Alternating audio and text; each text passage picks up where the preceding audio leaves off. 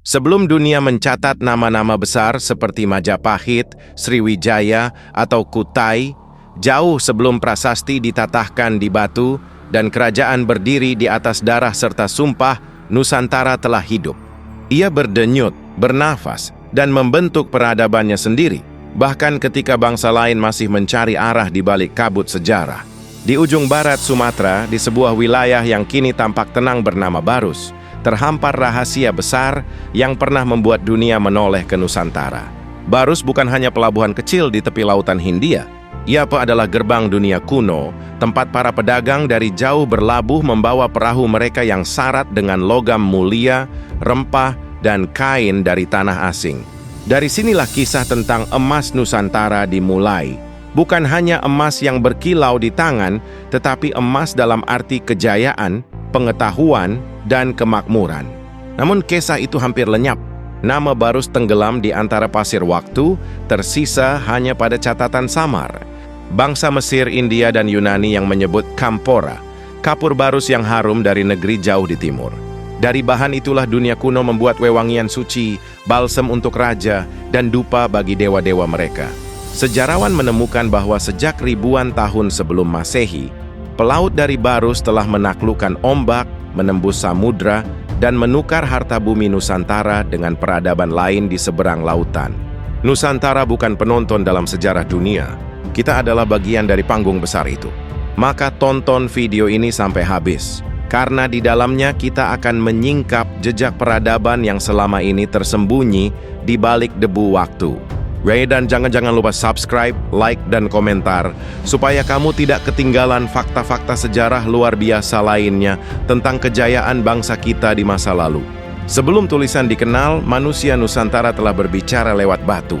Mereka menegakkan menhir, dolmen, dan punden berundak, simbol penghormatan kepada leluhur dan alam. Jejaknya masih bisa kita lihat di Nias, Toraja, Sumba, Pasemah, hingga Gunung Padang di Jawa Barat, menandakan betapa tua dan dalam akar kebudayaan kita. Di Sangiran, para peneliti menemukan fosil manusia purba berusia lebih dari 1 juta tahun. Namun bukan hanya Sangiran yang penting, melainkan bagaimana manusia-manusia awal di kepulauan ini belajar bertahan, beradaptasi, dan akhirnya membangun sistem sosial yang kompleks. Mereka bercocok tanam, memahat batu, membentuk perhiasan dari logam, dan berdagang antar pulau. Nusantara pada masa itu bukan wilayah terisolasi, melainkan jaringan pulau-pulau yang saling terhubung lewat laut. Lautan yang bukan pembatas, tetapi jalan raya bagi ide, budaya, dan perdagangan. Kehidupan spiritual mereka pun kaya. Gunung dianggap suci, laut dihormati, dan langit dijadikan penanda waktu. Dalam setiap batu yang ditegakkan, dalam setiap lukisan gua, terkandung pesan keselarasan. Manusia adalah bagian dari alam, bukan penguasanya. Ketika bangsa lain baru mengenal logam, masyarakat Nusantara sudah mengenal teknik pengolahan emas dan perunggu. Emas tidak hanya dijadikan perhiasan, tetapi juga simbol status dan spiritualitas.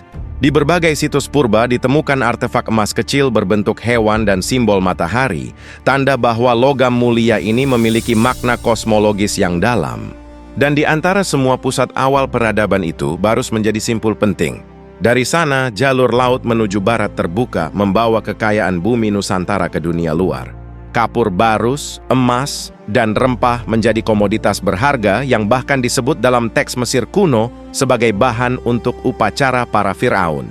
Bayangkan, ketika piramida sedang dibangun di Mesir, kemungkinan besar kapur Barus dari Barus telah digunakan untuk mengawetkan jasad raja mereka. Kita bukan bangsa kecil yang baru lahir di masa kolonial. Kita adalah warisan dari bangsa besar yang telah berdagang dengan dunia ketika bangsa-bangsa lain masih berjuang menyalakan api.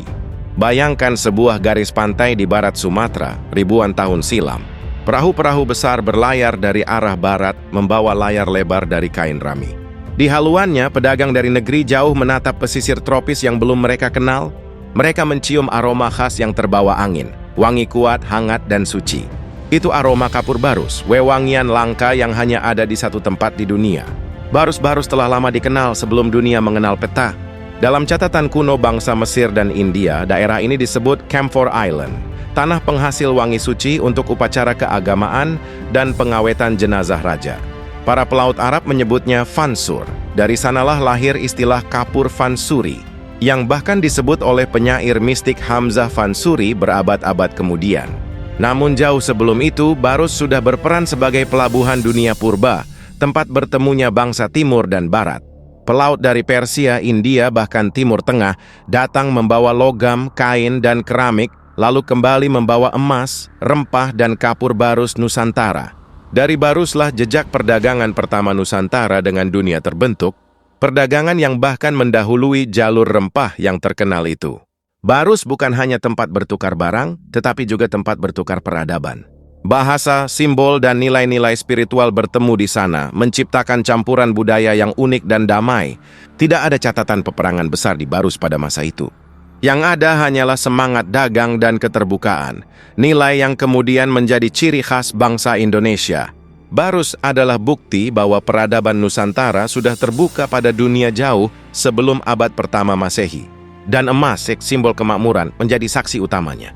Dari sungai-sungai di pedalaman Sumatera, emas dibawa turun ke pesisir, diperdagangkan kepada bangsa asing yang memujanya sebagai logam para dewa. Emas Nusantara bukan hanya benda, ia adalah simbol kejayaan bangsa yang tahu cara berdiri sejajar dengan dunia.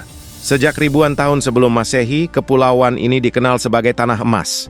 Dari Sumatera hingga Kalimantan, dari Sulawesi hingga Papua, perut bumi Nusantara menyimpan kekayaan logam yang tak ternilai. Tetapi emas bukan sekadar harta. Bagi leluhur Nusantara, emas adalah cahaya, lambang kemurnian dan keseimbangan. Dalam berbagai artefak yang ditemukan di Sumatera dan Jawa, emas dipahat dengan penuh simbolisme. Ada bentuk matahari, ular naga, burung garuda, dan manusia yang bersila. Semua melambangkan hubungan manusia dengan alam semesta. Mereka percaya logam ini adalah air mata bumi yang lahir dari kesucian dan hanya digunakan untuk hal-hal sakral. Para arkeolog menemukan bukti pengolahan emas kuno di berbagai situs, bahkan sebelum pengaruh India dan Tiongkok datang. Itu berarti teknologi metalurgi telah dikenal oleh leluhur kita. Sebuah tanda kemajuan ilmu pengetahuan yang sering diabaikan sejarah dunia modern. Di Sumatera Barat, Aceh, dan Jambi ditemukan peninggalan perhiasan dan alat ritual dari emas yang diperkirakan berusia ribuan tahun. Semuanya menunjukkan satu hal. Nusantara bukan hanya kaya, tapi maju dan beradab. Di mata bangsa asing, tanah ini seperti surga di timur. Bukan hanya emas yang mereka cari, tapi juga rempah, kayu gaharu, dan kapur Barus, tiga benda yang dianggap suci dan bernilai tinggi di dunia kuno. Tak heran jika dari masa ke masa, banyak bangsa ingin datang ke sini, ingin mengenal rahasia tanah yang mampu menghasilkan keharuman dan kemilau dalam satu genggaman. Dan di tengah semua itu, Barus tetap menjadi titik pusatnya. Ia adalah pelabuhan emas, tempat di mana kemewahan dunia berawal dari tangan para pelaut Nusantara. Inilah bukti bahwa sebelum dunia mengenal nama Indonesia, kita sudah dikenal sebagai bangsa emas. Bangsa yang menghasilkan kemakmuran dari kebijaksanaan, bukan hanya kekayaan alam. Ketika bangsa-bangsa lain masih sibuk membangun dinding batu dan kuil, Nusantara sudah membuka jalannya ke dunia. Dari pelabuhan-pelabuhan tua seperti Barus, Lamuri, dan bahkan kawasan yang kini dikenal sebagai Palembang dan Banten, kapal-kapal Nusantara berlayar menuju negeri jauh. Tidak dengan teknologi raksasa, tetapi dengan keberanian, pengetahuan laut, dan intuisi yang diwariskan dari generasi ke generasi. Bangsa Mesir kuno mencatat adanya bahan pengawet berharga bernama kapur Barus, yang hanya bisa didapat dari negeri di timur jauh. Para pedagang dari India menulis tentang Suvarnadvipa, Pulau Emas, yang menjadi sumber logam mulia dan rempah berharga. Bangsa Tiongkok menyebutnya Nampo atau Nanhai, tanah selatan yang kaya hasil bumi dan makmur. Ketiganya menunjuk pada satu wilayah besar, Nusantara. Dari Sumatera, emas dan kapur Barus dikirim ke India dan Mesir. Dari Kalimantan, batu permata dan kayu gaharu menyeberang menuju Tiongkok. Dan dari Maluku, rempah-rempah yang harum sampai ke pasar di Arab dan Romawi. Inilah awal perdagangan global, jauh sebelum bangsa-bangsa modern menulis istilah itu dalam buku mereka. Hubungan ini bukan sekadar ekonomi, tetapi juga budaya. Para pelaut Nusantara belajar tentang astronomi dari pedagang India dan Persia. Sebaliknya, pedagang asing belajar tentang sistem navigasi tropis, cara membaca bintang selatan, dan teknik pelayaran yang hanya dimiliki bangsa pulau. Pertukaran itu membuat peradaban Nusantara semakin kaya, bukan hanya dalam harta tapi juga dalam pengetahuan. Sungguh luar biasa membayangkan bahwa ketika bangsa lain masih berlayar di sekitar pesisirnya, para pelaut kita sudah menembus samudra luas tanpa peta, hanya dengan panduan bintang, angin, dan arus laut. Nah, mereka mengenal langit, mengenal laut, dan mengenal diri mereka sendiri. Itulah sebabnya leluhur kita menyebut laut bukan ancaman tapi jalan menuju dunia. Dan di tengah semua itu Barus tetap berdiri, saksi dari arus perdagangan dan kebesaran bangsa. Ia adalah pelabuhan yang tidak hanya mengirim barang, tapi juga menyebarkan nama Nusantara ke ujung bumi. Bangsa besar tidak hanya dibangun dengan harta, tetapi juga dengan jiwa. Leluhur Nusantara memahami hal itu sejak awal.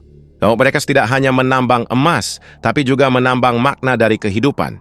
Dalam pandangan mereka, alam adalah guru dan manusia adalah bagian dari keseimbangan semesta. Mereka tidak memisahkan spiritualitas dari kehidupan sehari-hari. Menanam padi adalah doa, mendirikan batu adalah penghormatan, dan berdagang adalah bentuk menjaga keharmonisan antar manusia. Nilai-nilai itu tertulis tidak dengan tinta, tetapi dengan tindakan, diwariskan lewat adat, pantun, dan ritual. Batu-batu besar yang kita temui di situs megalitik bukan sekadar monumen. Itu adalah simbol dari peradaban yang mengerti arti kebersamaan dan penghormatan kepada leluhur. Lihatlah di Nias dan Sumba, mereka mengangkat batu besar bersama-sama, ribuan orang tanpa alat berat, hanya dengan kekuatan gotong royong dan kebersamaan. Itulah jiwa bangsa ini, jiwa yang tidak pernah menyerah dan tidak pernah berjalan sendiri. Kepercayaan mereka juga menunjukkan betapa majunya pemahaman spiritual kita. Konsep keseimbangan antara dunia atas, dunia tengah, dan dunia bawah, yang kemudian dikenal dalam banyak sistem kepercayaan di Asia, sudah lama hidup di Nusantara. Mereka memahami siklus hidup dan kematian sebagai bagian dari harmoni. Dalam setiap upacara, api, air, tanah, dan udara selalu hadir, simbol dari 4 unsur yang membentuk kehidupan. Dan ketika bangsa lain sibuk berperang demi kekuasaan, leluhur kita justru sibuk menjaga hubungan dengan alam dan sesama.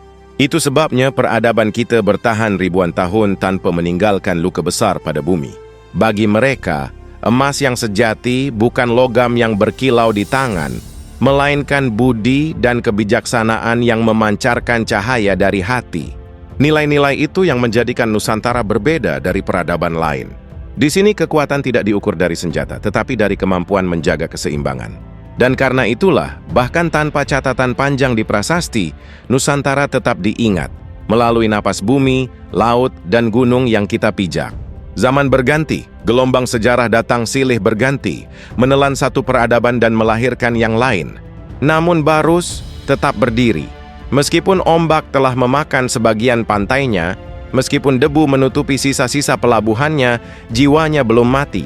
Para arkeolog menemukan pecahan keramik, manik-manik kaca dari Timur Tengah, dan sisa logam mulia yang berasal dari ribuan tahun lalu.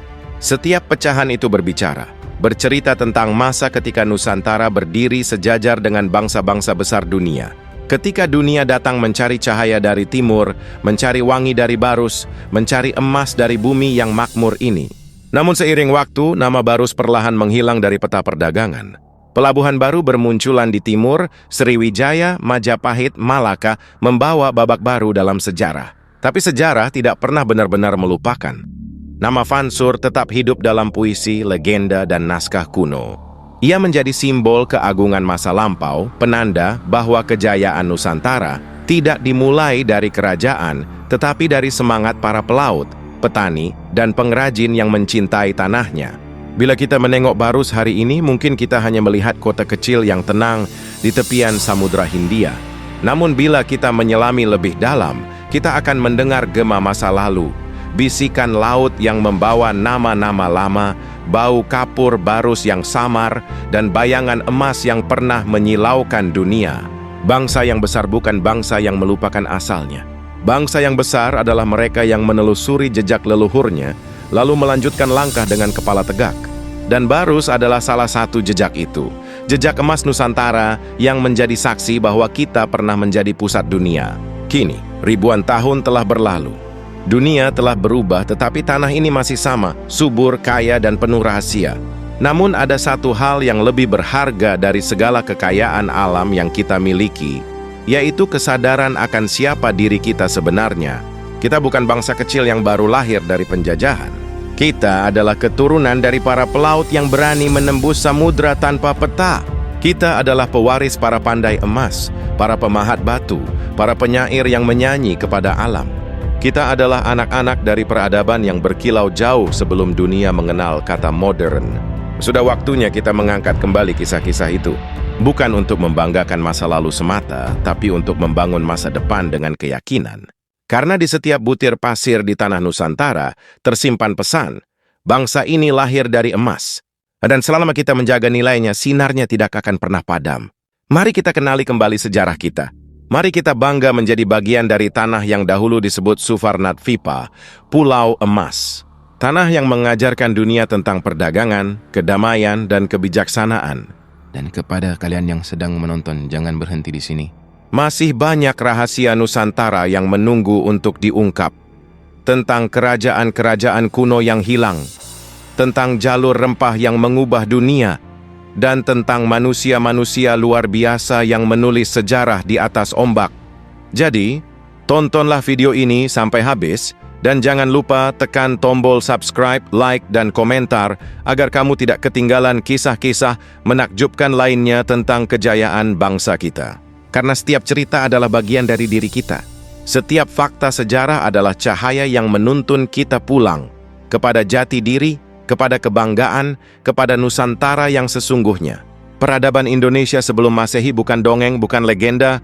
Ia nyata, tertulis di batu, di laut, di jiwa bangsa ini.